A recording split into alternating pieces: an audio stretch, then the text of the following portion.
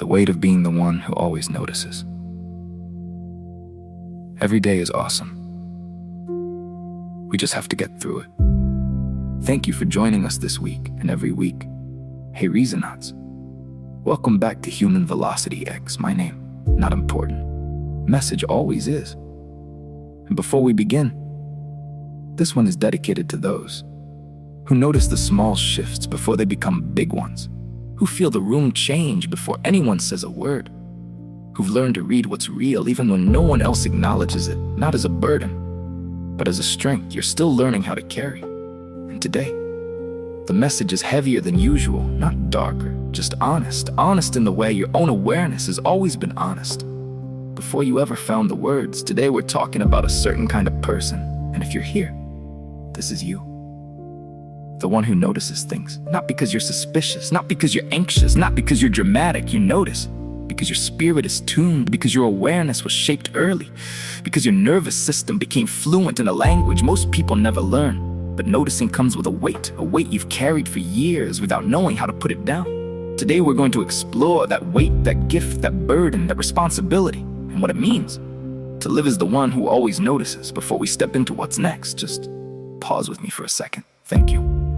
Wherever this found you, whatever moment you press play, it matters that you're here.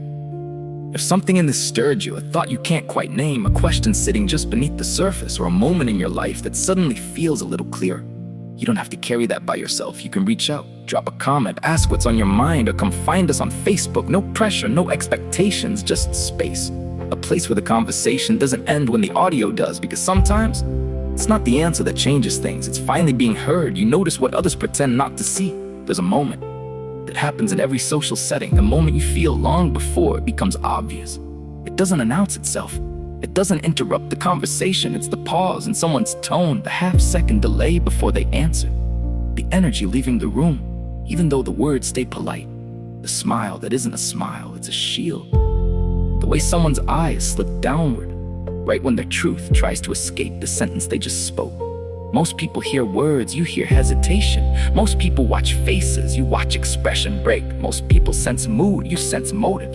You can walk into a room and feel the emotional temperature before anyone strikes a match, before the tension shows, before the shift is named, before anyone else even realizes something changed. And that sensitivity, that hyper-awareness, isn't something you picked up recently.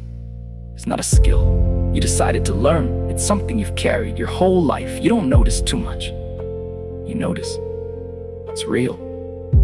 But there's a cost to that kind of clarity, and we're just beginning to unfold it. Growing up aware before you had words, your awareness did not start in adulthood. It didn't appear suddenly after your first heartbreak or your first betrayal. It started when you were young. Before you had language for it, before you had a way to explain what you felt. You noticed which adults felt safe and which ones didn't. Before you ever learned the word boundary, you noticed tension in the silence between grown-ups when the room went still and nobody explained anything. You noticed when someone said they were fine, but their entire body said, "No, I'm not." And you felt it. Without needing proof, without needing confirmation. Children like you lived with emotional sonar, scanning, reading, adjusting, long before you understood why you needed it. You weren't quiet. You weren't shy. You weren't too sensitive. You were paying attention to a world that didn't always tell the truth. Your attention was survival. Your noticing was protection. Your awareness was the first tool you learned how to use to keep your spirit intact. And now, as an adult, that tool didn't disappear, it evolved. The world calls it intuition, but you know better. It's pattern recognition. It's emotional intelligence. It's spiritual fluency. It's the wisdom of your younger self, who never stopped watching.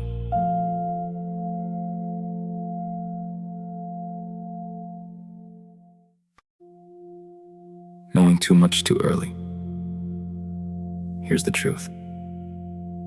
Most people never admit knowing early is a burden. Not because truth is heavy, but because of when it arrives. You feel storms in people before the clouds appear. You feel endings at the beginning. You sense betrayal Before the lie even forms, you feel the energy shift. Before the behavior changes. It's like watching a movie and knowing the twist. In the first 10 minutes, that's your life. You walk through relationships with an awareness that arrives before the evidence. You carry clarity. Before people are ready to confess it, you feel the truth. Before the truth reveals itself. And here's the part that's hardest to explain. You wish you didn't. Not because you don't want clarity, but because clarity without timing can feel like grief. Grief for what is coming before it happens. Grief for what you can't stop, even though you see it. Grief for truths people will deny until they have no choice but to face them, and you're there. Early. So you learned to pretend, to act like you didn't notice what you clearly noticed, to stay quiet when everything in you was already connecting the dots, to give things time you already knew wouldn't change. And that pretending is a weight all its own, because carrying the truth early is one thing, carrying it silently is another. The loneliness of being the observer. You don't just notice things, you notice them first, and being first can be lonely. Not because you lack people around you, but because awareness creates distance. Distance between you and the crowd. There's a specific kind of loneliness in seeing the truth before anyone acknowledges it, and feeling tension. Others step over and catching contradictions. Others call misunderstanding and recognizing patterns. Others insist aren't there, and you're standing there already knowing. And here's the ironic part. You're not loud about it. You don't announce your observations. You don't demand people listen. You don't push your insight into conversations. You don't try to prove it. You just hold it quietly, responsibly, carefully, alone. You carry clarity others aren't ready for. And people wonder why your silence is weight to it. They don't realize. Silence is what happens when your awareness has nowhere to go, no place to land, no space to be received. And this loneliness isn't punishment. It's proximity to truth. But truth, when you're the only one holding it, can feel like exile. When people tell you you're reading too much into it, this one stings. Because you've heard it your whole life. You're overthinking. You're reading too much into it. You're imagining things. You're being dramatic. You're too sensitive. And it's never said with curiosity. It's said to dismiss. And you sit there, thinking, if only you knew how much I wish I was wrong right now, because being right early doesn't feel like winning. But here's what no one sees. You've never been reading too much into it. You've been reading exactly what was there. In a language most people never learn. People call it overthinking because they can't process at your depth. People call it imagining because your clarity arrives before their denial dies. People call it sensitivity because your instincts speak before their logic wakes up. And you're already there while they're still catching up. And the part that almost feels unreal, time always catches up to what you felt on day one. The pattern shows, the truth surfaces, the behavior repeats, and suddenly it's visible. But you weren't early wrong, you were early right. And being early gets treated like being incorrect. That's the weight, not the noticing, but the disbelief from people who need the truth to be louder before they're willing to hear it.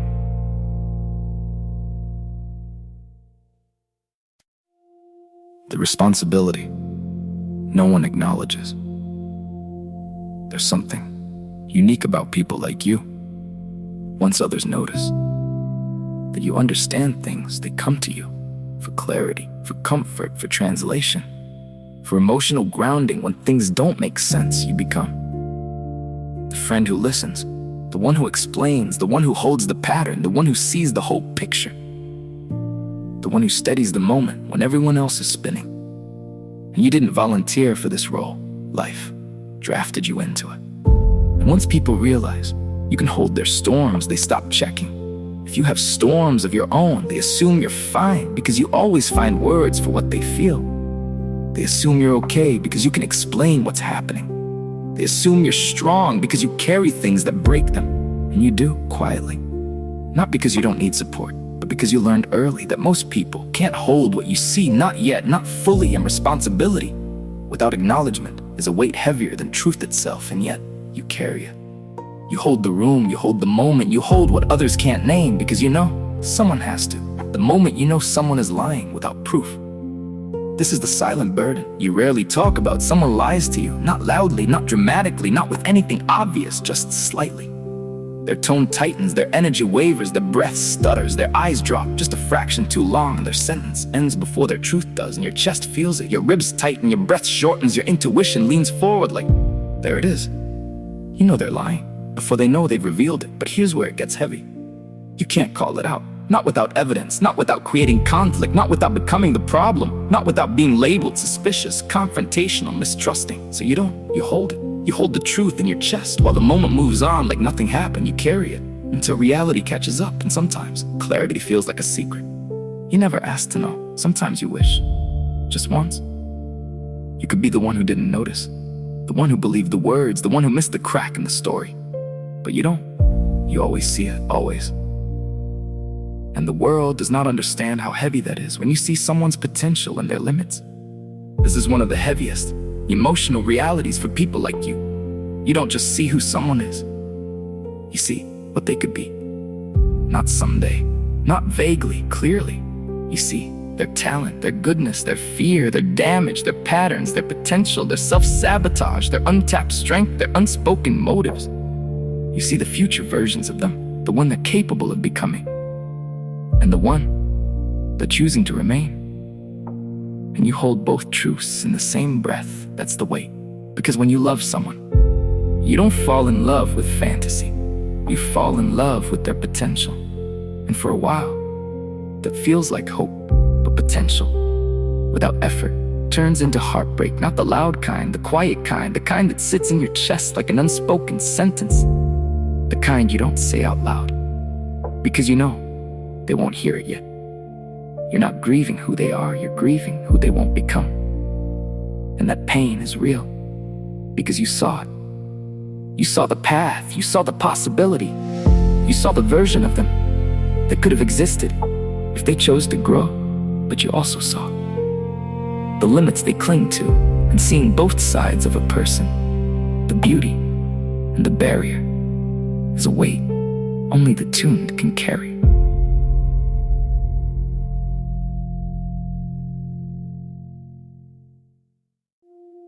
The emotional exhaustion of holding the pattern. Let's talk about a kind of tired most people never experience. It's not physical exhaustion. It's not burnout. It's not that I need a nap kind of tired. It's heavier than that. It's the weight of being the one who sees the pattern when everyone else sees coincidence. You see the cycle someone is caught in long before they see the wheel turning. You see the belief driving their behavior before they admit they're afraid. You see the self-sabotage before the damage arrives, and you carry that. You hold the whole map while the people around you insist the world is flat. And that clarity, that early awareness, creates a kind of fatigue that has nothing to do with your body. It's emotional labor, invisible labor, the weight of knowing what someone is about to repeat, what someone is about to lose, what someone is about to break, even as they insist they're fine. And you're there, already seeing it. People like you don't get exhausted because too much is happening. You get exhausted because too much is obvious, too much seen, too early understood, too often repeated. This is the weight of wisdom, arriving early, and it takes a toll. Here's when you notice someone doesn't love you anymore. This is the delicate one, the one you don't tell anyone about because it doesn't look like anything at first. There's a moment, if you've lived long enough, you know it by heart, when someone's love for you changes temperature. Not all at once, not in a way you can point to. They don't say it, they don't announce it. Sometimes they don't even know it yet, but you feel it. You feel the pulling away wrapped in politeness. You feel the conversation shorten without explanation. You feel the warmth cool into something mechanical. You feel the closeness shift into routine. Most people discover the truth during the argument. You discover it in the silence before the argument, in the space where something used to live but doesn't anymore. And what hurts isn't the loss, it's the early knowing, because once you know, you can't unknow. And once the love shifts, you start grieving the relationship before it even ends. You sit with it, you feel it, you try to explain it away, but it stays. Awareness grieves early. That is the weight. And when the breakup finally happens, it doesn't hit you the same, because your tears are old. You cried them weeks ago, alone, quietly, wondering why no one else felt the change you felt instantly. Let's talk about the compassion that drains you. Here's the part nobody sees. People assume that noticing means judging, but you don't judge people. You understand them too much. You understand their wounds. You understand their fear. You understand why they hurt others. You understand the childhood that shaped them, the patterns they're trapped in, the version of themselves they keep running from. And because you understand, you carry compassion. Even when they don't deserve it. You forgive too early, you apologize too often. You give too much, you stay too long, not out of weakness, out of understanding, but understanding isn't light. It's not soft, it's not delicate, understanding is heavy. Because once you see someone's pain, it becomes harder to hold them accountable for the damage they cause. You see the reason, and it softens the consequence. And sometimes you love people, not for who they are, but for who they could have been. If they healed, and that kind of love is beautiful but draining. You carry a gentleness that costs you energy. No one else notices leaving. No one tracks it, no one replaces it. And awareness plus compassion is a weight the world rarely acknowledges. Now, when calm becomes your shield, there's something else people always misunderstand about you. Your calm is not apathy, your silence is not indifference, your steady presence is not emotional distance. Your calm is your shield. Because if you reacted, every time your awareness picked something up, every shift, every signal, every inconsistency, your life would be a storm. So you learn to stay calm, not because nothing affects you, but because everything does. Every tone, every glance, every unspoken shift, you remain steady. Because your nervous system is constantly reading the room like a second language, fluent. But here's the way. People rely on your calm without realizing it was built through years of holding emotional earthquakes with a straight face. They assume you don't feel deeply because you don't react loudly, but they don't understand how much effort it takes to hold stillness in the middle of perception. Your calm is strength, but it is also effort. And like any effort, it costs you something. Loosen your shoulders. Let your chest soften. Let your awareness know it's allowed to rest for just a moment. Because the next section is where the real weight lives. What happens when you always notice? People assume you're the stable one, but stability is expensive. It is paid for in silent emotional labor nobody else sees.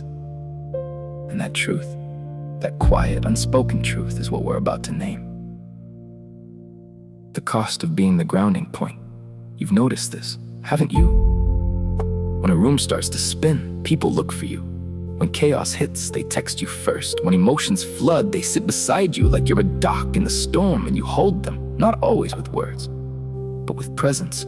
You become the calm current that keeps everyone from drifting away, but grounding others means you rarely get to fall apart. Not fully, not freely. They call you steady, they call you wise, they call you strong, and you smile.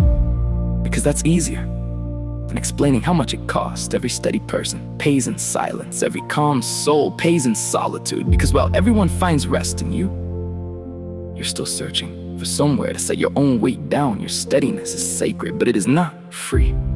It was built through restraint, through awareness, through holding more than you ever showed. You've spent a lifetime being everyone's place of rest without ever finding one of your own, and still you choose peace again and again. That's not weakness, that's spiritual endurance. Forgiveness for the times you ignored the warning. Let's talk about grace. The kind you owe yourself, not the kind you give away. The kind you finally keep. You remember those times when your body knew the truth, but your heart didn't want to hear it. When your gut screamed no, and your hope whispered, maybe. You remember the relationships you stayed in, the jobs you tolerated, the people you trusted, the choices you justified, the moments you talked yourself out of what you already knew. Maybe I'm just overreacting, but you weren't. You were trying to give the world one more chance to prove it wasn't cruel, and that is not weakness. That's faith in disguise. So forgive yourself, not because you got it wrong, but because you cared enough to try. You weren't ignoring your intuition. You were prioritizing love. You weren't blind. You were generous. You weren't naive. You were hopeful, and that hope, even when it hurt you, was holy. Because it came from a place that still believed in people. You can stop punishing yourself now. You've already paid for those lessons. You were learning the difference between discernment and doubt. And that's not something you can read about. It's something you live. You learn it in the moments you stayed too long, trusted too deeply, and listened just a little too late. Seeing the body as a prophet. Your body has always known the truth before the explanation, before the evidence, before the moment makes sense. It tightens. When energy shifts, it softens. When love is safe, it buzzes. When something's about to break, it chills. When danger hides behind a smile and you feel it before you can name it. Your stomach speaks before your thoughts form. Your skin listens before your ears do. Your pulse writes poetry in warning signals, subtle, precise, consistent. Your body is a prophet, not loud, not dramatic, but always right. It doesn't explain. It doesn't argue. It reveals. And every time you doubted it, every time you questioned it, talked over it, tried to reason past it, you learned again. It was right. That pulse of truth running through you is not paranoia, it's pattern recognition. It's your system connecting what it's seen before. It's something deeper, speaking in a language your body understands.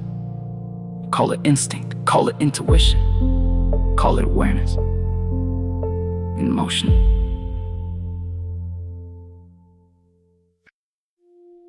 Awareness is not pain, it's prevention. You don't realize how many disasters your awareness prevented. Not the ones you lived through, the ones you never had to. The betrayals you never endured, the accidents you quietly avoided, the people you politely declined without needing to explain why. The paths you didn't walk because something in you said, not this one. And you listened. You remember the losses, the ones that hurt, the ones you had to feel all the way through. But there are others you never had to live. Moments that could have happened, paths that could have broken you, situations that never formed because you turned before the damage arrived. Your intuition has saved you more times than your mind has ever comforted you. And you don't always see it. You call them coincidences, they were interventions. You call it being careful, it was being guided subtly, consistently, quietly. Your awareness isn't a curse. It never was. It's a shield disguised as sensitivity. It's what kept you from stepping into things you were never meant to carry. That is not pain, that is protection. Listen to this. When the world calls it a burden, heaven calls it an assignment. This gift doesn't leave, not because you can't turn it off, but because it isn't optional. It's not a talent you picked up along the way. It's a responsibility you were given. You were entrusted with perception because someone had to notice what others miss. Not louder, not better, just earlier.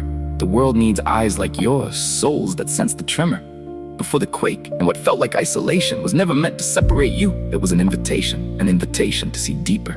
Not so you could carry everyone's weight, but so you could recognize where weight shouldn't be carried at all. That's the real assignment. You don't sense danger to fear it. You sense it to redirect it. You don't read energy to avoid people. You read it to understand where to place your love, where it's received, where it grows, where it doesn't disappear. This awareness was never punishment. It was never meant to break you. It's purpose.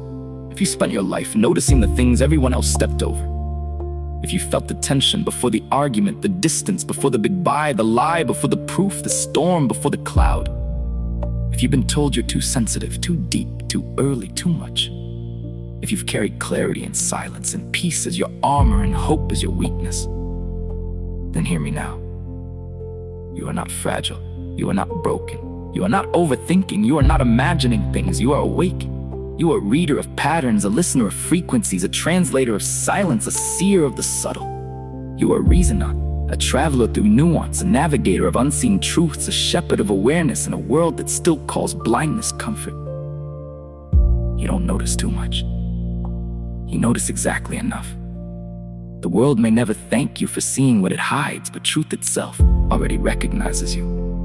And every time you trust your awareness, you honor the wisdom you were born carrying. You are not cursed with clarity, you were chosen by it. Take a slow breath in and let it fall out of you. Feel that release in your shoulders, like something just loosened its grip. Whatever you've been holding, you're not the only one carrying it anymore. You're seen, even in the quiet. Next time on Human Velocity X, we move beneath the surface of all this awareness into something calmer, sharper, more controlled. The quiet person's advantage. Why the ones who don't rush to speak, who observe before they move, who let themselves be underestimated, are often the ones who understand the entire game before anyone else realizes it's begun. And if something in this stayed with you, if there's a thought still circling, you can find us on Facebook, just another space, if you feel like continuing the conversation. And if you want to stay in rhythm with us, subscribe, so you catch each episode as it drops each week. No pressure. Just there when you need it. Until then, hold on to this. Every day is awesome. We just have to make it through it. I'll catch you in episode 14.